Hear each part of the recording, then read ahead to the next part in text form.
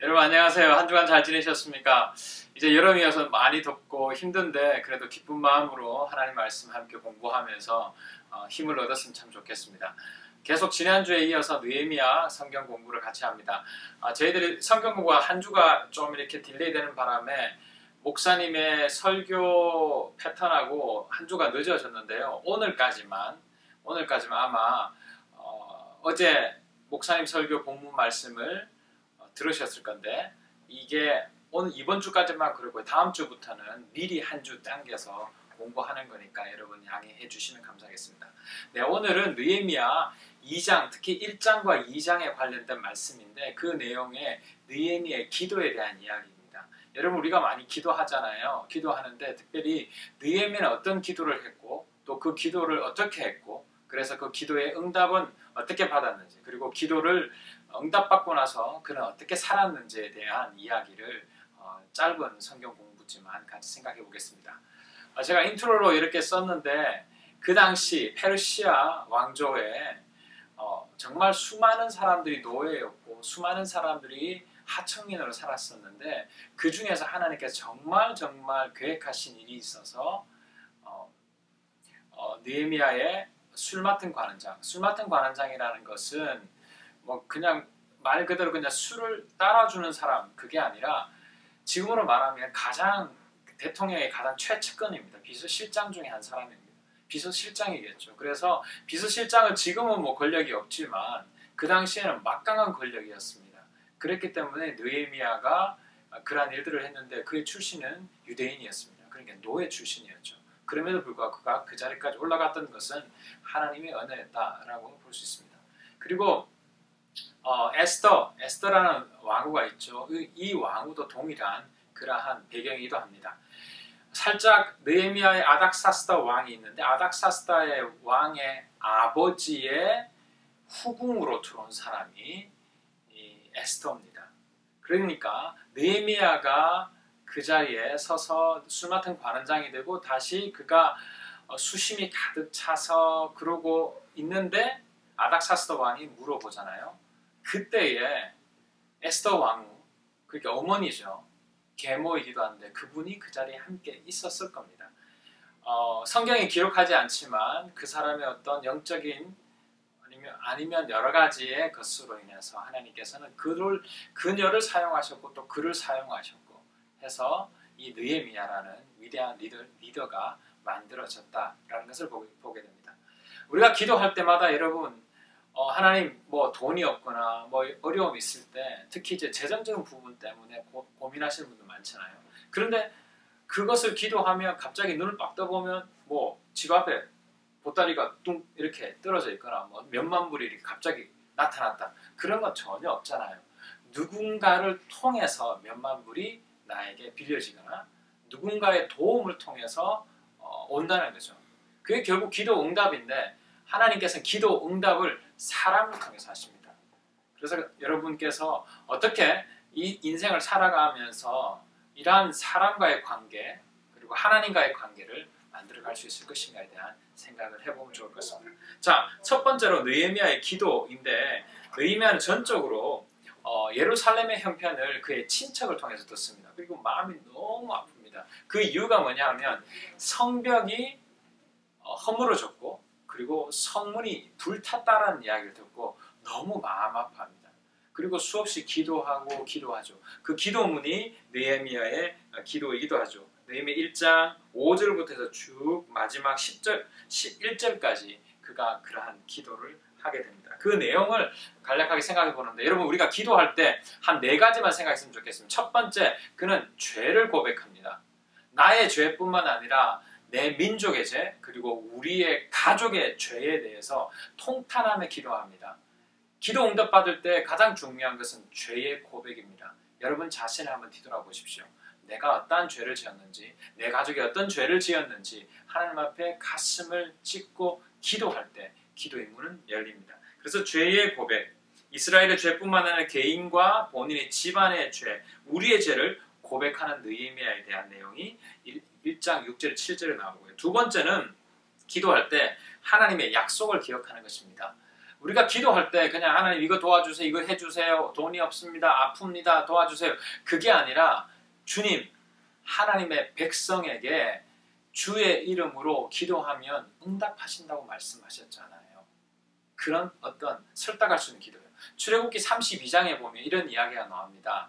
금송아지가 이스라엘 백성들이 출애굽을 하고 나서 하나님을 잊어버리고 모세가 하나님의 법궤를 받으러 가는 그 사이에 그 형 아론을 통해서 금고리 가락지 다 모아서 금송아지를 만듭니다. 하나님을 잊어버리고 이 신을 통해서 번영을 얻으려고 하거든요. 그때 하나님께 진노하셔갖고 그 이스라엘 백성 모두를 다 죽이려고 합니다. 그때 모세가 무슨 기도를 하냐면, 하나님 어찌하여 그들을 죽이시려 합니까? 당신이 그들을 죽이시면 하나님의 권능과 하나님이 사랑하셔서 불러왔고 이끌었던 이스라엘 백성들을 그 땅에서 죽이신다고. 그리고 하나님의 입장이 어떻게 될 것입니까? 그러면서 하나님을 설득하고 하나님의 계획에 대한 리마인드를 시켜주거든요. 그와 동시에 느헤미야의 동일한 이야기인데, 느헤미야 1장 9절에 보면 이렇게 이야기합니다. 우리가 주님께로 돌아와서 주님의 계명을 지키고 실천하면 쫓겨난 우리가 하늘 끝에 가 있을지라도 주님께서 거기에서 우리를 한데 모아서 주님의 이름을 두려고 택한 곳으로 돌아가게 하겠다고 하신 그 말씀을 이제 기억하여 주십시오. 하나님의 그 기억을 리마인드 시킵니다. 하나님, 그렇게 주님을 다시 찾으면 끝에 있는 사람을 다시 모아서 당신이 원하는 그곳으로 불러서 세워주겠다고 약속하지 않았습니까? 70년의 그 약속, 이스라엘 백성을 다시 회복시키겠다고 약속하셨는데 그거 기억하시지 않습니까? 다시 말해서 기도할 때 하나님의 약속을 기억하는 겁니다. 그리고 세 번째, 두려운 마음으로 간구합니다. 이게 1장 11절부터 나오는 느헤미야 자신을 종이라고 고백하고 주님의 이름을 진심으로 두려워합니다. 하나님 앞에 두려워하는 마음으로. 이 두려워한다는 것은 하나님을 경외한다는 겁니다. 하나님을 정말 두려워하는 마음과 경외하는 마음으로 기도할 때 기도의 응답은 있습니다.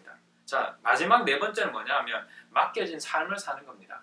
우리가 기도하고 나서 이제 응답되었지 하고는 거기에 대해서 막 관심을 가지고 왜 이게 응답이 안 되지, 왜 이게 이루어지지 않지 조바심을 가지는 것이 아니라 무엇을 했느냐 하면, 여러분 11절을 보세요. 그때의 후반 부분에 보면 11절 마지막에 보면, 그때 나는 왕이 술잔을 받들어 올리는 일을 맡아보고 있었다. 말 그대로 그렇게 기도하고 그는 그냥 자신의 일에 최선을 다하는 겁니다. 여러분, 맡겨진 일에 최선을 다하십시오. 기도는 하나님이 이루시거든요. 그러니까 너무 마음에 조바심을 가지지 마시고 하나님께 맡기고 그 일을 하면 하나님께서는 응답하신다. 자, 느헤미야의 기도, 첫 번째 죄를 고백한다. 그 죄의 고백은 우리의 모든 죄, 가족까지 죄.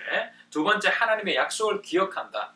그리고 세 번째, 두려운 마음으로 간구한다. 그리고 네 번째, 맡겨진 삶을 최선을 다한다. 이렇게 기도하면 하나님은 무조건보다 하나님의 때에 여러분의 기도에 응답해 주십니다. 자, 두 번째, 기도의 응답인데, 느헤미야는 그 당시에 페르시아 왕 아닥사스다 왕의 술 맡은 관원장으로 최선을 다해 돕습니다. 술 관원장은 지금으로 말하면 제가 설명을 드렸습니다.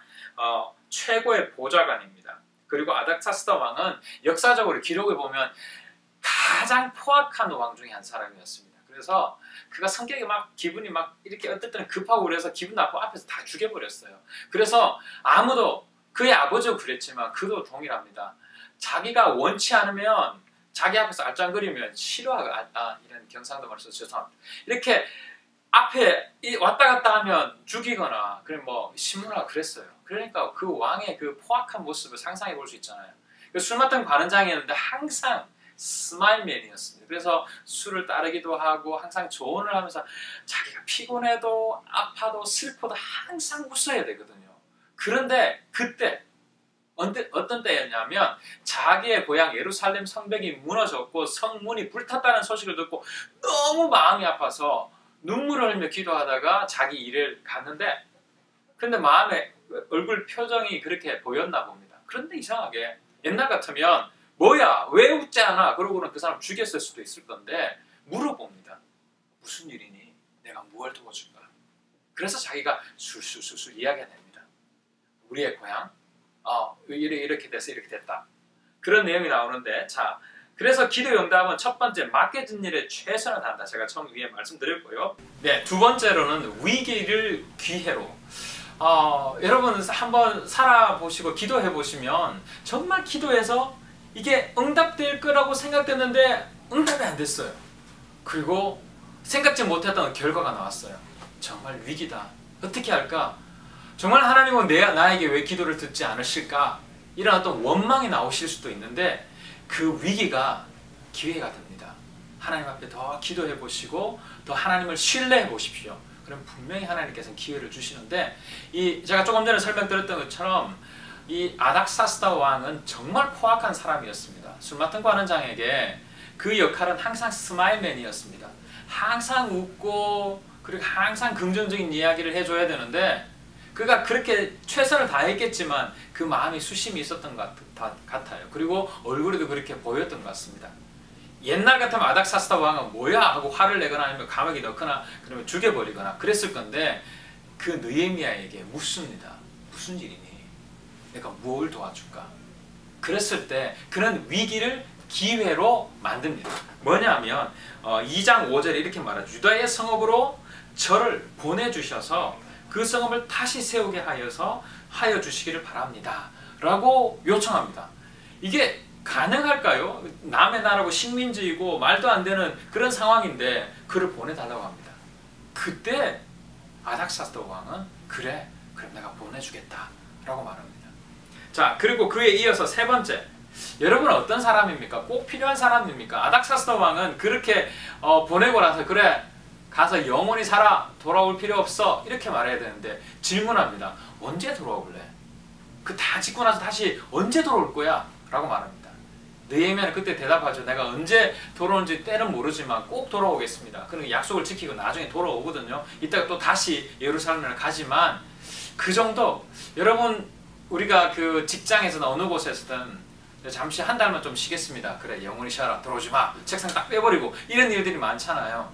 그런데 그 회사에서 어떤 자리에서든 꼭 필요한 사람, 그런 사람 되기 위해서는 최선을 다한다. 느헤미야는 삶에서 최선을 다했고 하나님을 신뢰했습니다. 자, 그래서 꼭 필요한 사람, 그런 사람이 되었으면 좋겠다라는 내용이 2장 6절에 나옵니다. 그리고 마지막에 지혜로운 요청. 어떤 요청일까? 느헤미야는 그런 상황 속에서 그래 이제 가라 라고 하면 감사합니다 하고 갈 수 있잖아요. 그런데 그가 요청을 합니다. 어떤 요청이냐면 이 페르시아에서 예루살렘까지 가려면 이제 비옥한 초생달, 옛날에 그림 여러분 성경 공부를 했었는데 비옥한 초생달 그림을 해서 쭉 우르르 지나서 이렇게 쭉 지나가야 될 건데 그 지나가는 그 경로 안에 수많은 사람들을 거쳐가야 됩니다. 이미 거기는 페르시아 땅이었지만 이 노비였던 사람이 느헤미야가 술 맡은 관원장이었지만 그 사람은 누가 알겠습니까? 그래서 그를 증명할 수 있는 편지를 써달라고 합니다. 그래서 유프라테스 서쪽 총독들에게 보내는 친서를 써달라고 합니다. 느헤미야는 나의 누구누구다. 그래서 이 사람이 가는 것을 막지 마라. 그래서 친서를 써줍니다. 두 번째는 뭐냐면 예루살렘에 도착했을 때 성벽을 지어야 되는데 뭘로 지을 수 있습니까? 없잖아요. 그래서 그가 요청한 것은 왕실 숲을 맡아보는 아삽에게 나무를 공급하게 합니다. 이 나무는 백향목이었습니다. 그래서 썩지 않고 향기가 나고 너무너무 좋은 그러한 나무들을 그 페르시아 왕궁을 짓게 하는 그런 정말 좋은 나무들을 다 잘라서 가게 요청을 합니다. 이런 정말 대단한 요청을 하죠. 그런데 그것을 다 응답해 준다는 겁니다. 얼마나 그가 최선을 다했고 열심을 다했던 관리였다라는 것을 알게 되죠. 그리고 세 번째, 왕은 느헤미야에게 또 누구를 붙여주냐면 장교와 기병대를 보냅니다. 느헤미야 혼자 가면 죽을 수도 있잖아요. 그러니까 이 페르시아의 장교와 기병들을 함께 보내서 그를 보호해 줍니다. 참 대단하죠. 그리고 또 웃긴 것이 있는데 여러분 설교에도 여러분 들으셨을 건데 반대자들이 있습니다. 이게 누구냐면 저는 산발락과 도비아와 겟셈이라는 이 사람이 있는데 이 산발락, 도비아, 겟셈 이 사람들이 누구냐면 같은 민족이었습니다.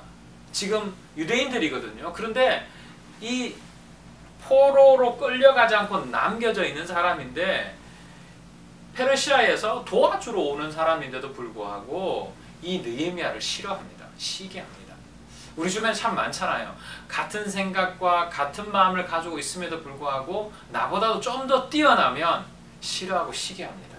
그러한 마음은 절대 아닙니다. 여러분, 우리의 삶 속에서 그러한 마음들이 있다면 한번 내려놓는 그런 생각을 했으면 좋겠습니다. 산발라 도비아 게셈은 끝까지 이 59일 동안 52일 동안 성벽이 만들어질 그 과정에서 끝까지 반대하고 막 타면서 거짓 편지 보내고 하는 그런 역할들을 하거든요. 그런 사람이 되면 안 되잖아요. 하늘나라를 가면서 하나님 영광을 위해서 같은 마음으로 가는 그런 사람들이 되었으면 좋겠습니다. 오늘 좀 설교 같은 이야기인데 여러분 내용이 좀 깁니다. 그런데 제가 관로 넣을 수 있는 내용들 다 했거든요. 그것을 한번 들어보시고 관로 넣어보시고 마음에 넣으시고 목장 식구들에게 가르쳐주시면 좋겠습니다. 좀 내용이 많은데 잘 정리했으면 좋겠습니다. 혹시 또 궁금한 것이 있으면 카톡으로 저에게 연락해 주십시오.